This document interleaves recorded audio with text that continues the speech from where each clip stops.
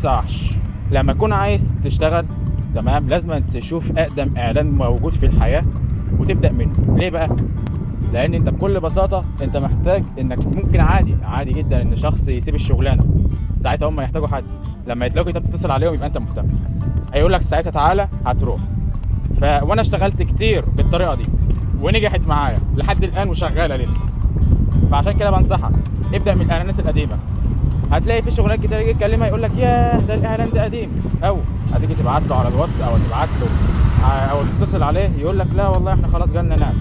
عادي يا باشا، تقوم قايل له بكل بساطه ماشي يا فندم عادي خالص، تسجل اسمي باسم فلان الفلاني، ووقت ما تحتاج شغل يبقى تواصل معايا وكلمني. وعادي ممكن بعدها ب6 شهور يبقى اكلمه ولا حاجه لو انت زهقت من الشغلانه اللي انت فيها وعايز تشوف تقوم راجع نفس القائمه دي تاني. طبعا انا هظبط لك الدنيا الصراحه، يعني الجروب بينزل عليه كل يوم شغلانات متلخبطه، ايش امن، عامل نظافه، كافيه، شركه، مصنع، شغل كتير مختلف.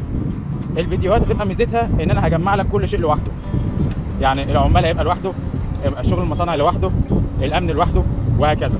فقدر المجهود دوت اللي انا بعمله عشانك، اعمل فولو، اعمل اللايك بتاعك، ظبطني عشان اعرف اظبطك، وادعي لي دعوه حلوه في الكومنتات.